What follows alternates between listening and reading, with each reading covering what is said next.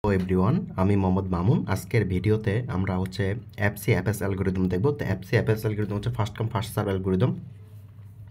তো আমি এখানে হচ্ছে অ্যারাইভেল টাইম এবং হচ্ছে বিটি দ্বারা ব্যাস টাইমকে বুঝাইছি এবং সিটি দ্বারা কমপ্লিশন টাইম এবং এটি দ্বারা হচ্ছে টার্ন অ্যারাউন্ড টাইম এবং ডব্লিউটি দ্বারা হচ্ছে ওয়েটিং টাইমকে বুঝাইছি। আমি এগুলোর হচ্ছে সংক্ষিপ্ত নামগুলো আর কি লিখে রাখছি। তো আমরা এখন কমপ্লিশন টাইম বের করবো। এই জন্য আমাদের গ্রান্ড চার্টটা ডিজাইন করতে হবে। তো গ্রান্ড চার্টটা হচ্ছে কি, আমাদের গ্রান্ড চার্টটা হচ্ছে আমাদের জিরো থেকে শুরু হবে। গ্রান্ড চার্টটা হচ্ছে জিরো থেকে শুরু হবে। এখন জিরো থেকে জিরো অর্থাৎ কোন প্রসেসের আমরা হচ্ছে প্রসেসটা হচ্ছে জিরো থেকে শুরু হয়েছে। দেখেন জিরো থেকে শুরু হয়েছে কোনটা, এটা P1 স্টেটটা, ঠিক আছে, P1 প্রসেসটা, সেটার হচ্ছে স্টার্ট টাইম হচ্ছে জিরো। তাহলে আমরা জিরো থেকে হচ্ছে P1কে এক্সিকিউট করতে পারি। সিপিইউ আমাদের প্রসেস করতে পারবে P1কে। তাহলে P1 হচ্ছে কত সেকেন্ড ধরে প্রসেস করবে, অর্থাৎ P1 হচ্ছে 2 সেকেন্ড ধরে প্রসেস করবে, ঠিক আছে। P1 হচ্ছে 2 সেকেন্ড ধরে প্রসেস করবে। তো যখন 2 সেকেন্ড করার ধরো অ্যাক্সেস করলো, আমাদের সিপিইউটা যখন হচ্ছে 2 সেকেন্ডের জন্য অ্যাক্সেস করলো, হ্যাঁ, তখন হচ্ছে এখন আমরা দেখবো হচ্ছে এখন এই 2 সেকেন্ড থেকে হচ্ছে কোন প্রসেসটা আবার করতে পারে।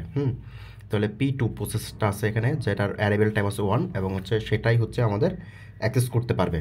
তাহলে P2 স্টেটটা নিয়ে আসলাম আমাদের।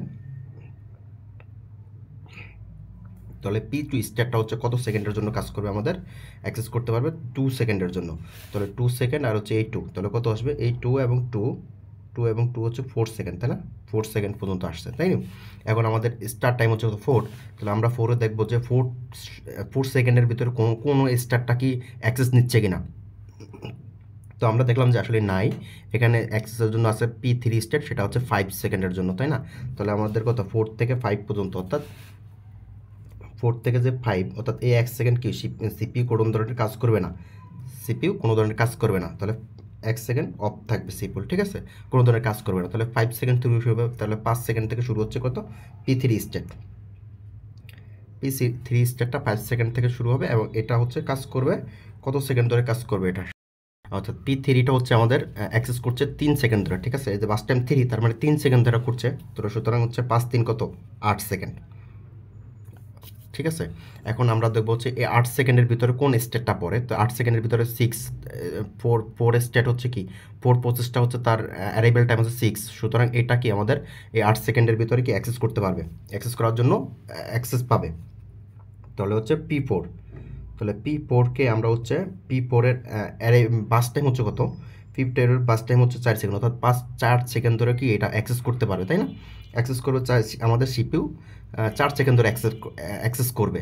তো সেক্ষেত্রে তো এই 8-এর সাথে কী হবে, এই 4টা যোগ হবে, তাহলে 8 4 12, তাহলে 12 সেকেন্ড ধরে আমাদের পাচ্ছে করতে পারতেছে। তো আমরা এখন হচ্ছে কমপ্লিশন টাইমটা বসাবো। তো কমপ্লিশন টাইমটা হচ্ছে এরকম যে এই প্রসেসটা এখানে শেষ হয়েছে না, আবার এই প্রসেসটা এখানে শেষ হয়েছে। তাহলে এগুলো হচ্ছে কি, যেমন এইটা P1-এর বাস টাইম হচ্ছে কমপ্লিশন টাইম হচ্ছে কত 2 এবং P2-এর বাস টাইম হচ্ছে 4 এবং P3 এবং শেষ হয়েছে, মানে যে প্রত্যেকটা প্রসেস যেখানে শেষ হয়েছে সেটি কি তার বাস টাইম, সরি কমপ্লিশন টাইম।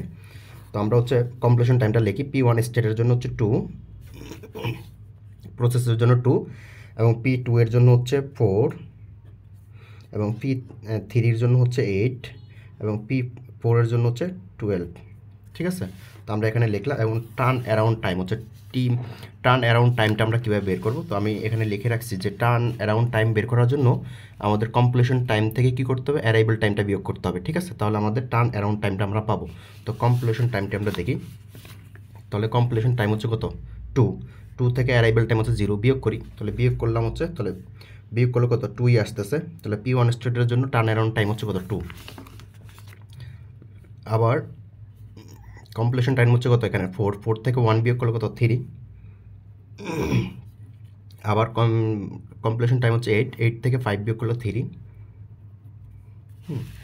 আবার হচ্ছে এখানে আছে কত 12 থেকে সি বিয়োগ করলে 6, চলে আসলো আমাদের টার্ন অ্যারাউন্ড টাইম আমরা পাইলাম। এখন আমাদের হচ্ছে ওয়েটিং টাইমটা। তো ওয়েটিং টাইমটা হচ্ছে কি, যে টার্ন অ্যারাউন্ড টাইম থেকে বাস টাইম বিয়োগ করতে হবে আমাদের, ঠিক আছে। তো ওয়েটিং টাইমটা হচ্ছে এরকম যে টার্ন অ্যারাউন্ড টাইম থেকে আমাদের বাস টাইমটা বিয়োগ করলে আমরা অ্যান্সারটা পাবো। তো টার্ন অ্যারাউন্ড টাইম থেকে বাস টাইম বিয়োগ করবো, তাই না। তো টার্ন অ্যারাউন্ড টাইম থেকে বাস টাইম বিয়োগ করলে 2 থেকে 2 গেলে 0, আবার হচ্ছে 3 থেকে 2 গেলে 1,